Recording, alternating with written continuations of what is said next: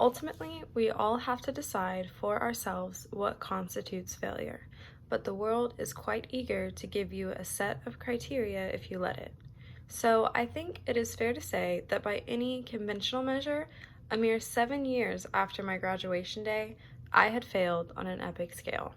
An exceptionally short-lived marriage had imploded, and I was jobless, a lone parent, and as poor as it is possible to be in modern Britain without being homeless. The fears that my parents had had for me and that I had had for myself had both come to pass, and by every usual standard, I was the biggest failure I knew. Now, I am not going to stand here and tell you that failure is fun. That period of my life was a dark one, and I had no idea that there was going to be what the press has since represented as a kind of fairy tale resolution. I had no idea then how far the tunnel extended, and for a long time, any light at the end of it was a hope rather than a reality. So why do I talk about the benefits of failure? Simply because failure meant a stripping away of the inessential. I stopped pretending to myself that I was anything other than what I was, and began to direct all of my energy into finishing the only work that mattered to me. Had I really succeeded at anything else, I might never have found the determination to succeed in the one area I believed I truly belonged.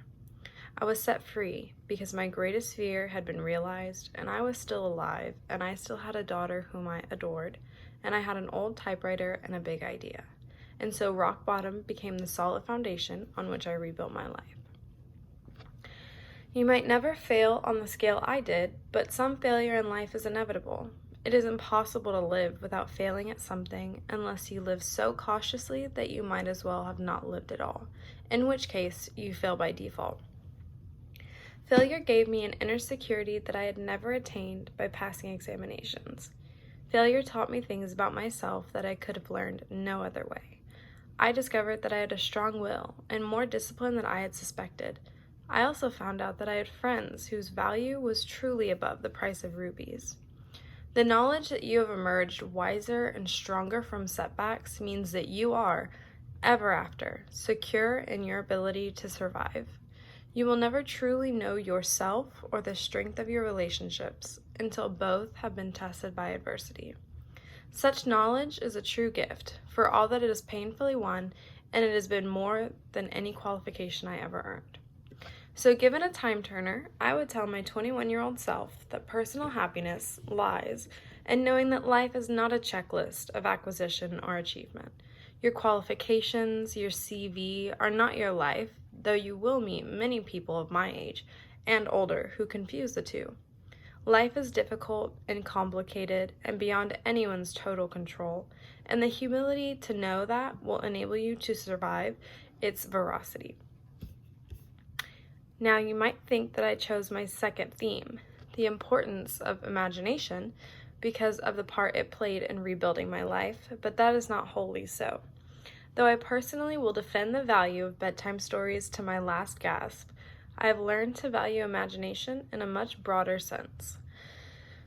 Imagination is not only the uniquely human capacity to envision that which is not, and therefore the fount of all invention and innovation.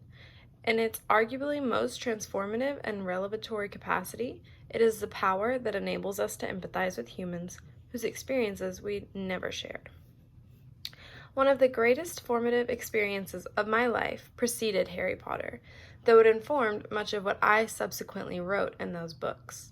This revelation came in the form of one of my earliest day jobs.